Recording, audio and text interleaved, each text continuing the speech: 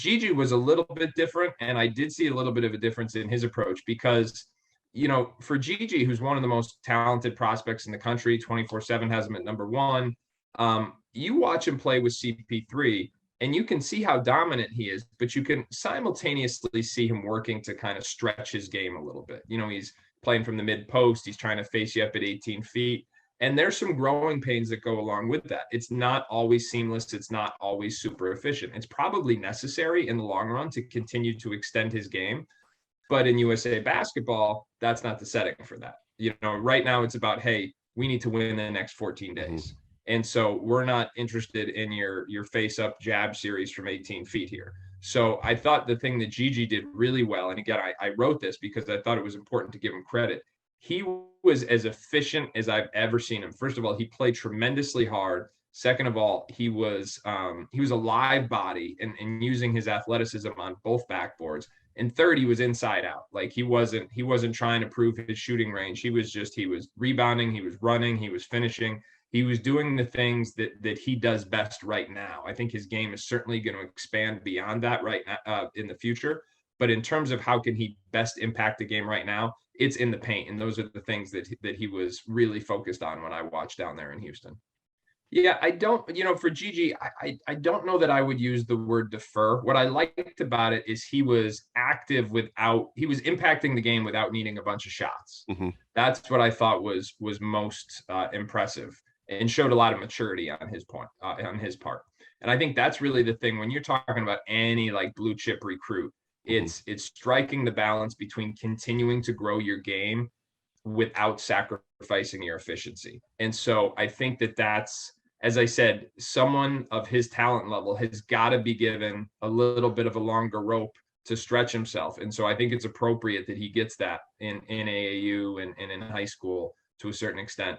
But in this setting, no. And so what I was impressed at is even when he wasn't getting the same volume of touches, especially facing the basket, he was going to get it off the glass and he was going to get it on the defensive end or in transition. And I think that bodes really well for Carolina fans, because I know that, actually, I think we talked about this within the message boards as well. People were saying, well, we might not see his best basketball at Carolina. And I said, no, candidly, you probably won't. And that's not a knock. That's just to say, like, he's probably on a one and done track. Mm-hmm.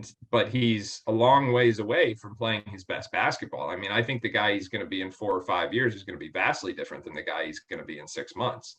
So, or in 18 months for that matter. So I think that, I think that's a really encouraging sign. Like I use the Scotty Barnes example. Like he came off the bench at Florida State and he impacted the game without needing to take a ton of shots. Now he was just the NBA Rookie of the Year. So I think sometimes it's necessary to like temper those expectations, because this may not be and we saw that with Caleb Love, right? Like he had all the hype. He came in, he wasn't ready to be, the man from day one, but given time to grow into a bigger role. And I think, with Gigi, I don't know if it'll be that same extent, but I think it would be unfair to expect him to come in and be dominant from day one. It's going to be very good from day one, but I think the big thing for Carolina fans is he's going to be able to impact the game in a lot of different ways, even if he's not the man from day one. Like Gigi, I think, like, I call him a 4. Now, is he closer to a 5 or is he closer to a 3? People are going to say he's closer to a 3. I don't think that's reality. I think he's closer to a 5 when he's his most effective. I think his long-term, I think it's very possible that 5 years from now, when he's in the NBA, you see him playing some small ball 5. Now that sounds like that's like the most insulting thing you can tell a 17-year-old kid right now. But from a historical context, you look at all these guys who said they were 3s in high school, and they're all playing the 5 in the NBA. So, I think that's probably the way he's going to track. Now, that's not to say he's going to play. That's not specific to UNC's system at all. But it does create the opportunity for some mismatch problems there. And he is a kid, again, who wants to and who should be able to stretch his game. He does have the ability to face the basket, and I think that's going to be a part of his game that continues to grow.